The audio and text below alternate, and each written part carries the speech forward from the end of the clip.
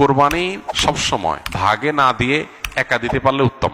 গরুতে আপনি ভাগে কোরবানি দিলেন, সেটার চাইতে ছাগলে আপনি একা একি কোরবানি দিতে পারলে বেশি ভালো।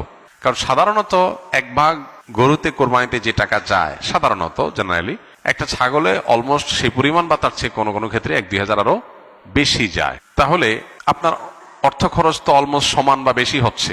এদিকে একাধিক ব্যক্তি একই পশুতে কোরবানি দিলে সেখানে ঠিকমতো বন্টন হলো কিনা, কারোর মনে কোনো দুঃখ থাকলো কিনা, কোনো কম বেশ হলো কিনা, নানাবিধ বিষয় থাকে। আপনি একাকি কোরবানি দিলে, ভাগে কোরবানি না দিলে এই সমস্ত ঝামেলার ঊর্ধ্বে আপনি উঠে গেলেন। তবে এটা ঠিক যে একাধিক ব্যক্তি যদি একটা পশুতে কোরবানি দেয় এবং কারোর নিয়তের ভিতরে ভেজাল থাকে, এর জন্য সবার নিয়ত নষ্ট হয়ে যাবে, কারোর কোরবানি হবে না, ব্যাপারটা সেরকম না। কারণ একজনের পাপের বোঝা আরেকজনের উপরে আসবে না। তারপরও সতর্কতামূলক উপায় হলো নিজের হালাল টাকা দিয়ে নিজের মতো করে কোরবানি দিতে পারা। শরীকে কোরবানি দিলে সেটা সম্পূর্ণ জায়েজ। একটা গরু, একটা ওট, এই দুই ধরনের পশুতে আপনার সর্বোচ্চ 7টি ভাগ হতে পারে। আর এর বাইরে কোনো ভগ্নাংশ চলবে না, অর্থাৎ এক ভাগ দুজন মিলে নেওয়া চলবে না। যে কোনো এক ব্যক্তি বা একটা পরিবারের তরফ থেকে একটা ভাগ হবে, এভাবে সর্বোচ্চ 7 ভাগ। সেক্ষেত্রে যত ভাগ কম হবে সব তত বেশি হবে। কারণ হলো একটা গরুর দাম যদি 70,000 টাকা হয়, 7 ভাগ হলে 10,000 করে পড়বে। আর যদি সেই গরুটাকেই আপনি 2 ভাগে করেন তাহলে 35,000 করে পড়বে, তাহলে টাকা বেশি খরচ হবে।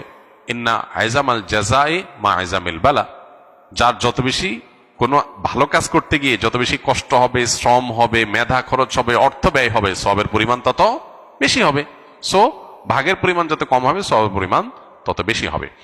পাশাপাশি গোশত বন্টনের পদ্ধতি হলো যে কয় ভাগ হবে সেই কয় ভাগে কোরবানির গোশত বন্টন করতে হবে সমান হারে।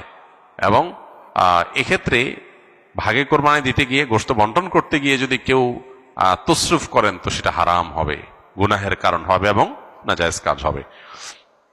কয়েক ভাগে কোরবানি দেওয়ার পর যদি ওজন না করে অনুমান করে কোরবানির গোশত ভাগ করা হয় তাহলে কোরবানি হালাল হবে কিনা। অনুমান করে ভাগ করলে সেটা জায়েজ হবে তখন যখন শেয়ার হোল্ডার যারা আছেন, যাদের ভাগ আছে, তাদের কারোর মনে যদি কোনো দুঃখ না থাকে, তারা নিজেরা যদি সম্মত হন। ধরা যাক যে 2 ভাই মিলে কোরবানি দিয়েছেন, তারা চিন্তা করতেছেন এত এক্সাক্ট মাপামাপি করা ঝামেলার ব্যাপার, অনুমান করে আমরা ভাগ করে ফেলি, আমাদের কোনো দুঃখ নাই, একটু কম হোক বেশি হোক আমরা ভাই ভাই, কোনো অসুবিধা নেই। এটা যদি মন থেকে তারা সম্মত হন এবং আন্দাজ করে ভাগ করে নেন তাহলে ঠিক আছে, এটা জায়েজ আছে। কিন্তু একাধিক শেয়ার যখন থাকে তখন আসলে অনেকে হয়তো মুখে বলতে পারে হ্যাঁ অসুবিধা নেই, মনে তার দুঃখ থাকতে পারে। এই জন্য সেফ এবং নিরাপদ হলো যথাযথভাবে সেটা পাল্লায় ওজন করে হোক আর কোনো গামলা